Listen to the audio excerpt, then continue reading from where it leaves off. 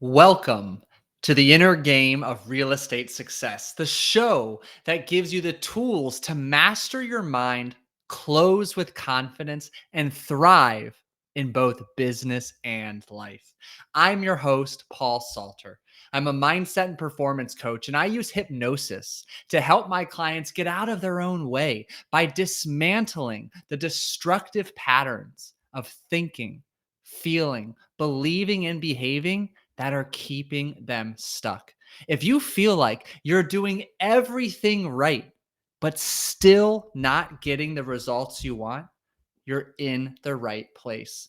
On the last Thursday of each month, join me to explore the mental and emotional patterns that hold even the top producers back. And more importantly, how to eliminate them for good. You'll learn how to overcome fear, perform under pressure, and avoid burnout so that you can show up as your best self in every conversation, every deal, and every single day. Well, hey, ladies and gentlemen, welcome back. I'm thrilled to have the opportunity to join you once again, my third time here on the Keeping It Real podcast. Again, every month, we're doing a deep dive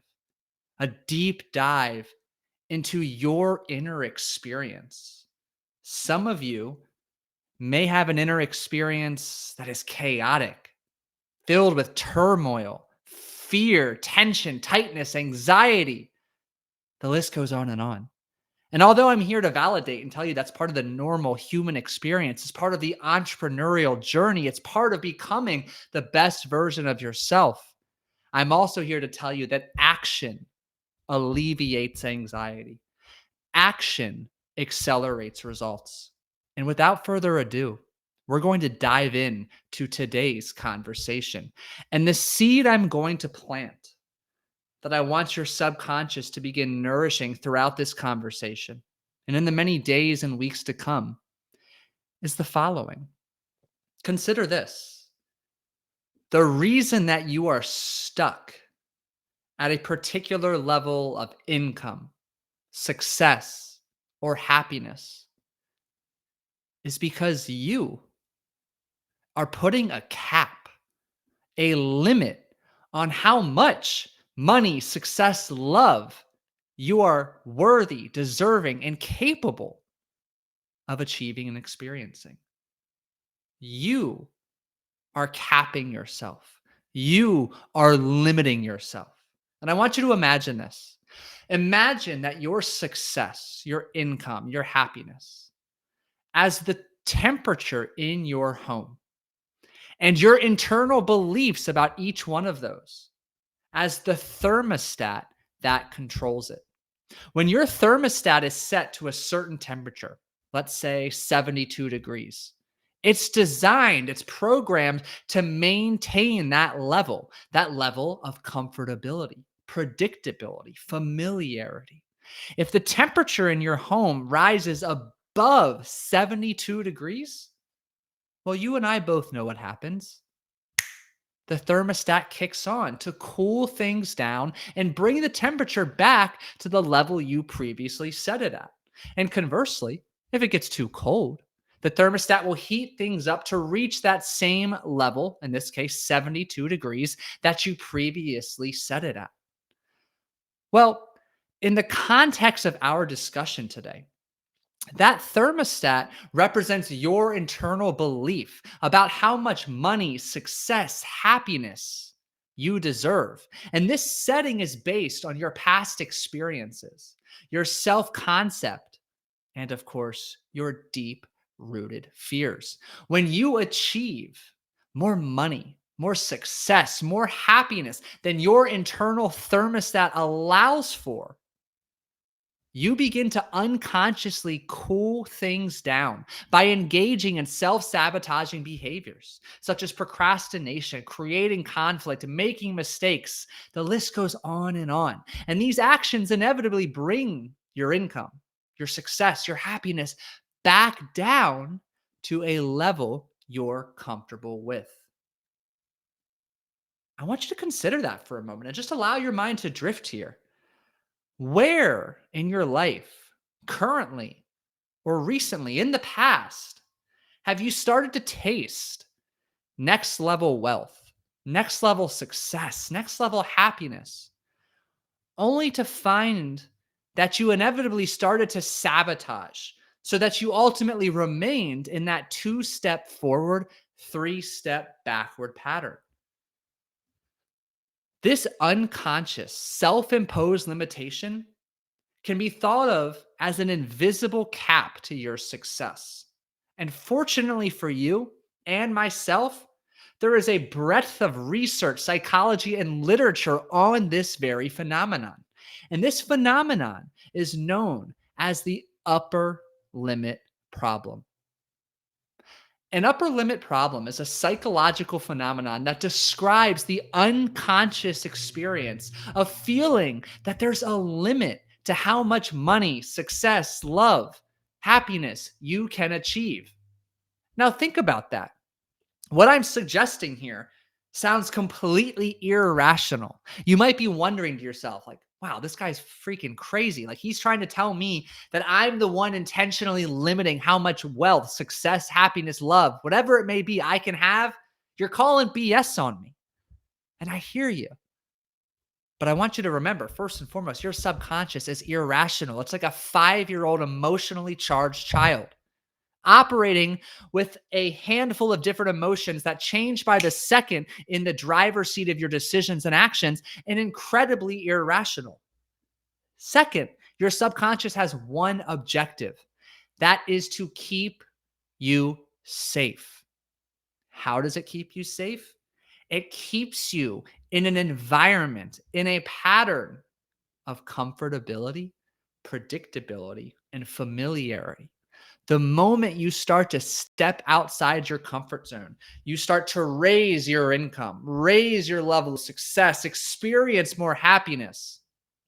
Red flags, something is triggered. Your subconscious is put on notice and it deploys several sneaky, crafty, creative forms of self sabotage to bring you back down to that level of income, happiness, and success that's already familiar. It already knows you're safe there. So here is how the upper limit problem may begin or may already have shown up in your life. For some of you listening, it looks like, it sounds like fear of success, fear of failure, fear of change. It may manifest as an imposter syndrome. I don't belong. I'm not worthy. I'm not deserving. It may show up as perfectionism. It may show up as chronic people pleasing. It may show up as a continuous pattern of burnout, overwhelm, sprint, burnout, overwhelm, sprint.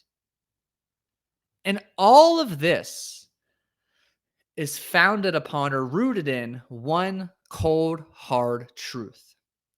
In your mind, success is not safe. And this is what I mean. You, me, we human beings, long ago, we were incredibly more so than now a tribal species. Our ancestors' lives literally depended on being a part of a tribe. We needed to belong.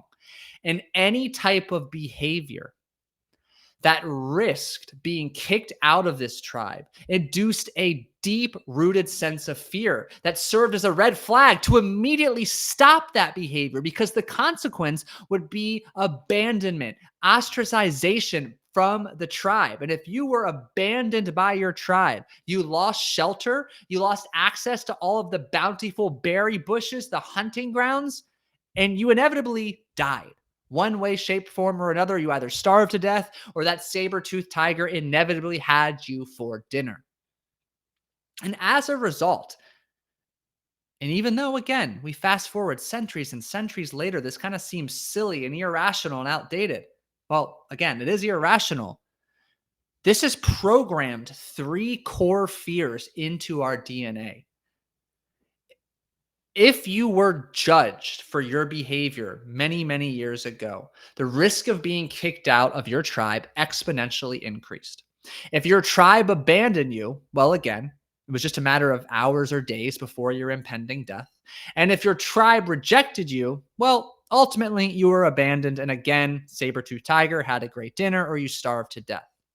So again, you've got these core fears, and the way that I organize or categorize them, as I just explained to keep it simple, is what I call the fear jar. We all have these core fears of judgment, abandonment, and rejection. Long ago, our survival was dependent upon this. Today, in the modern age, we still feel those fears more so than anything else. And when we now start connecting the dots back to what I opened with, that you're the one placing a cap, a limit on how much success you could have, we'll start thinking of this through a different lens. Arbitrary example. Let's say that your income is currently hovering around the $500,000 mark per year. How is your life different if suddenly you score $1 million the following year? Think about that for a second. First and foremost, to 2x your annual income, to cross this psychological threshold from 6 figures to 7 figures, to declare or be able to declare, I earned $1 million plus last year. That's next level success. That is next level success. Next level success demands an identity transformation. Your identity, as I talked about in the May episode, encompasses the way you talk to and about yourself. It encompasses your thoughts, your beliefs, your behaviors. And if you suddenly double your income year over year, your peer group, inevitably, whether they want to admit it or not, or whether you want to acknowledge or not, may begin to feel some envy, resentment, frustration, jealousy, anger. So suddenly, whether real or not, you may begin to perceive tension in those relationships. And suddenly, there's a real threat here. You could lose your peer group. You could lose the relationships that actually played a strong catalytic role in your ability to scale at the rate that you did. And because you and myself are both tribal at our core, we long to belong. This hurts. This can lead to us walking back, inevitably having the big downfall, returning to 500K or even less the following year. Because suddenly those relationships are threatened. But even more, when we rise to this next level, there's a pressure put on us, whether by ourselves or others. Can I repeat this? Is this replicable? Is this scalable? Was this a fluke? Can I really do this again? Did I deserve this? How did this happen? And we get caught down the rabbit hole of all this negative thinking, second guessing, doubt growing louder and louder, that it consumes so much of your already finite energy supply. You have little energy left over to actually spend on what it is that empowered you to have that type of growth. Nonstop fucking action. I want to share an actual story from a client of mine. And I'm going to share 2 examples here to demonstrate how the upper limit problem exists in real time. One's going to be in the realm of money and success. One's going to be in the realm of health and weight loss, which, hear me loud and clear. If you're not practicing discipline with your nutrition, your exercise, all things under that self-care umbrella, that in and of itself is capping your ability to have the financial and impact success you desire. But hey, maybe that's a conversation for a future podcast episode on the inner game of real estate. So consider this example. One of my clients, had to hydrate. One of my clients was raised by a hardworking single mother. She often worked 2 jobs just to ensure the bills were paid and that food was on the table. And my client was very well aware from a young age just how hard her mom worked. She was also very aware, because she experienced it, she lived it, how intense the financial struggle was at times, how it was a struggle living paycheck to paycheck, constantly experiencing what it was like to get to the cash register at the grocery store and having to put food back, take it off of the checkout line because there was not enough money left in mom's purse or the bank account to pay for it.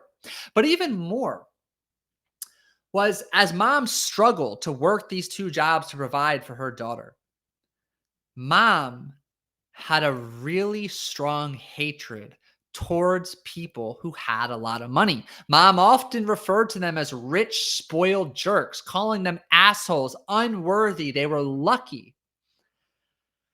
And what's very interesting is, as you can imagine, my client developed a tenacious work ethic from this experience. A lot of thick skin, strong minded, clear, dedicated, and committed to not having to repeat that cycle for her own family down the road. And through her hard work and her entrepreneurial spirit, she began to earn one opportunity after the next to start making significant sums of money. And when she finally left her W 2 to go off on her own, to build her own real estate empire, she had a lot of success. Yet, as her income began to grow to levels she never once thought possible, suddenly she started to experience, whether real or imagined, a strain, a tension between her and her mother. And she began to notice backhanded, passive aggressive comments from her mom about the way she spent her money, the way she spent her time. How dare she earn so much money? She's greedy. She's unappreciative. She's spoiled. And let's take a step back, again, connecting to one of the themes here. This upper limit problem is rooted in not feeling safe, experiencing next level income, success, or happiness. So, first and foremost, my client, well, she didn't want to turn into the person, the persona her mother had taught her to hate. Rich, spoiled jerks. Remember, those people with a lot of money, her whole upbringing, she was told they were assholes. Well, suddenly she found herself, by definition, turning into an asshole just because she made a good chunk of money. So that deterred her. But second, there was a real threat to my client's relationship with her mom. And her mom is her everything. Again, remember, single parent raising her. Her entire livelihood was just her and her mom. And what do you think happened? Well, prior to working with me, my client endured a period in which not only did her income drop dramatically, her health started to suffer. She was hesitating, had to lay off one person after the next, struggled to hire, struggled to delegate, started playing small, started dimming her light, stuck in this anxious, timid, apprehensive state until we finally got in there, started uncovering what was happening, and started letting go of the patterns of feeling, thinking, believing, and behaving that were holding her back and empowering her to shine her light brightly, to reclaim her power and go build her real estate empire. And I'll give you another common example of where and how this upper limit problem manifests. And this is just kind of a general example of many, many client experiences I've worked with. But let's just imagine for a second you or somebody you know is part of a tight knit family that spends a lot of quality time together. Growing up, however, this quality time often revolved around food, dining out, picking up fast food, cooking with grandma, baking with mom, eating in front of the TV.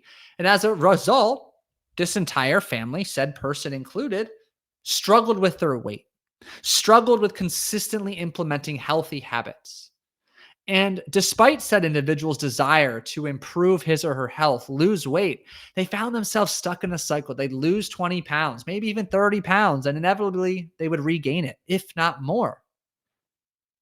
Well, when we begin to look at this problem not as not through the lens of it's a food problem or a willpower problem, that it's a safety problem, we can begin to develop and appreciate a different understanding for what's going on.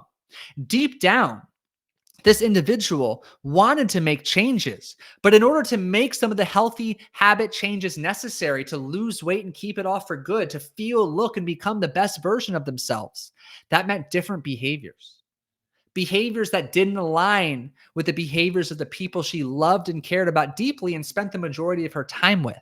So suddenly there's this friction, there's this absence, there's this judgment, this envy. And as you can see, this created an underlying tension, a fear that said person would be judged, rejected, and abandoned by her tribe. In this case, her tribe, her literal blood, her family. And this undercurrent, this invisible gravitational pull is what continued to cap her habits, cap her success, limit the sustainability of her efforts. Are you picking up what I'm putting down? You put this limitation on how much income, success, and happiness you can achieve because at the core of it, this next level success is an identity change. And this identity change is a threat to what your subconscious knows as safe, a threat to the core relationships in your life as a human being who is wired to belong. So I want you to ask yourself, how does your life change if you suddenly ascended into the category of next level income, success, or happiness? Well, again, as I alluded to earlier, on one hand, that's a hell of an accomplishment. You experience tremendous excitement, pride, and joy. On the other hand, there's pressure, there's responsibility, there's second guessing, uncertainty, the threat of losing relationships, strained relationships, and a change in expectations. And that's a lot. That becomes heavier, heavier, and heavier, especially if you don't feel safe because suddenly you feel isolated and alone. And you've heard one version of this cliche or another that success is lonely, success is isolating, it's lonely at the top. And that's because the identity change forces you to keep leveling up when those around you might not keep up. And that's scary. And I want to give you another example as we start to now really unpack even further where this lack of safety, this lack of belief about how much love, success, income you feel you're deserving, worthy, and capable of achieving might come from. And I'm going to share what some of you may find as a bit of an out of the box example. I have a client that I work with who is a professional poker player. And regardless of how much or how little you know about poker, tournament poker in particular, I can tell you that when you enter a poker tournament, roughly 10% of the people get paid. So meaning if there's 1,000 entries in a poker tournament, only about 100 people actually earn any money. But the real money is in the top 1 to 3%. So again, you need to run really deep and outlast 97, 98% of the participants in order to make a decent chunk of change. Well, my client, before he started working with me, noticed a massive pattern. Every time he either got close to making the money or close to making that next level money, he completely bombed out. He made decisions and acted irrationally in ways he was just in utter disbelief after the fact. He felt out of control, operating on autopilot, and was experiencing these incredible emotional blowups that in hindsight he would look at and be like, what in the world? That's not me. I would never behave, think, or decide in that manner. Well, here's where things get interesting. As we began our work together, we were able to uncover the origin of why my client started to sabotage himself and blow up every time he got close to having this next level success. You see, my client grew up with a father who was not only absent and inconsistent, but a drunk. And he lived and grew up with his mother. But around the age of 7 or 8 years old, his father started coming back into the picture. And suddenly, his father was around more. He started picking him up from school every day. And when he would pick him up from school, he would take him back to his apartment. And he taught my client, again, 7 or 8 year old boy, how to play the game of chess. And my client was ecstatic. He's reconnected with his father. He's playing a game. He's having so much fun. And my client is sharp as a whip. He picks up chess very quickly. And within a matter of weeks, he starts to beat his dad. Not on occasion, but quite regularly. And after a few short weeks, not only is my client repeatedly, mercilessly just beating his dad on the chessboard, suddenly his dad stops showing up. His dad's no longer there to pick him up from school. In fact, it would be another 7 years before my client ever saw his dad again. But in that moment, my client formed a protective belief.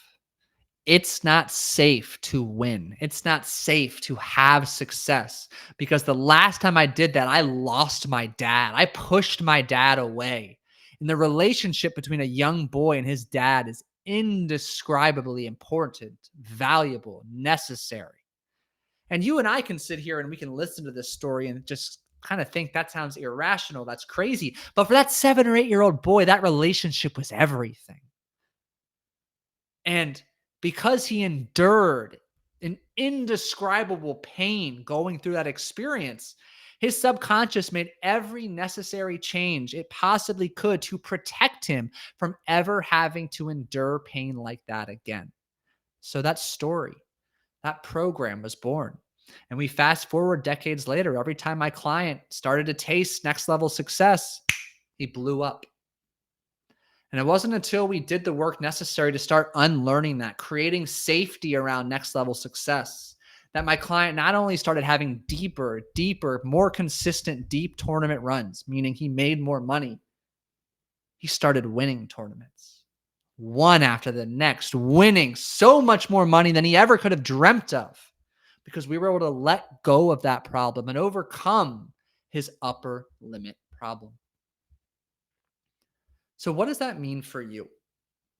Well, we need to take action. And in order to resolve a deep rooted problem, we need to rather enact a deep rooted solution. Yes, affirmations, positive self talk, having a growth mindset. These are all vital pieces of the getting unstuck puzzle, but they're not enough. We need to go deep, start dismantling the destructive mindset program that leaves you believing that you are not safe having next level success. And I'm going to share with you some action steps. So if you're not already taking notes, this is the time to do so. Some thought prompts to chew on, begin digesting, excellent journal prompts for those of you who are journalers. And I just want you to really begin gaining some clarity and attempting to infuse a dose of logic to the irrational fear you do feel around having next level success. I want you to get clear on where you are limiting yourself. Where perhaps do you feel you're putting forth so much time, effort, energy, yet it feels like you're spinning your wheels going nowhere, like a hamster trapped on a wheel? And I want you to ask yourself, how is remaining exactly where you are keeping you safe? How is remaining in this position helping you? And I know your first likely obvious answer is, well, Paul, it's fucking not helping me. I know. But remember, the subconscious is designed to keep you safe. What is it protecting you from? Not growing, not having more success, more money, more happiness. Get clear on this. And then begin to identify what fears, what beliefs, what stories are you telling yourself? What behaviors are you routinely engaged in that are facilitating this pattern of 2 steps forward and 3 steps back? And then allow yourself to go back in time. Where else in your life have you felt this way, run into a similar pattern? Who in your family, your friend group, or in your environment can you also observe as someone or something experiencing this same pattern? And as you're going through this process, just begin to notice through a lens of non judgmental curiosity if there's a physical sensation present, an emotion strengthening throughout, maybe a heaviness in your shoulders, a tightness in your chest, knots in your stomach. because this physical sensation is a stark signal and reminder that you're on to something. You're on the right track. And as you continue through this journey of self awareness, looking inward, beginning to understand how remaining stuck in this current situation is helping you, we then have to go another step deeper. How would achieving next level success, earning more money, having more confidence, happiness, or love, getting clear on both how it would help and benefit you, and also equally getting clear on how it would hurt you or supposedly hurt you? What threat does next level success pose? And as you continue to go down through this, again, through a lens of non judgmental curiosity, you're going to begin to identify the incongruencies. You're going to begin to see with more clarity than ever before the limiting beliefs you hold, the sabotaging stories you hold that aren't even your beliefs or stories. And you can start poking them, start prodding them, dismantling them. That's powerful because that frees up energy you can now put forth toward going after your goals, taking the bold action, going all in on yourself, committing ruthlessly, relentlessly, and consistently to achieving your goals. And it's through this type of work that you can begin to cultivate a profound sense of safety, enabling you to pursue and achieve your biggest dreams. Yes, this process takes time, takes patience, commitment, and consistency. But the transformation it brings is invaluable. And what is the journey of entrepreneurship but a mirror of your own personal development journey? As I alluded to in the last Thursday episode, I believe that came out on May 29th, who do you need to become to achieve your goals? So aptly fits into this discussion as we begin to wrap everything up. Who do you need to become to achieve this next level of success? What needs to be done to cultivate a deep sense of safety in achieving next level success? And as a mindset coach and high performance hypnotherapist, I use hypnosis to help my clients reframe and release negative emotions associated with these patterns of childhood or periods of childhood in which these patterns, this lack of safety was developed, and ultimately begin unlearning and releasing these outdated programs and patterns so that they can experience a massive boost in energy, clarity, and confidence that begins to permeate into every corner, every aspect of their life. I thank you so much for tuning in to another episode of the inner game of real estate success.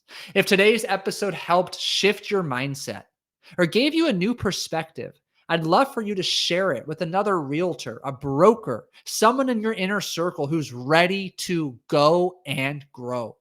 And if you're ready to go deeper and eliminate what's holding you back once and for all to break through that invisible cap you've placed on yourself, well, I invite you to schedule a mindset coaching discovery call with me. There's a link in the show notes below. We'll have a wonderful conversation and we'll get to the crux of what's holding you back so you can get unstuck, out of your own way, and achieve your full potential. Until next time, keep showing up, stay grounded, and remember, your greatest edge is the one between your ears.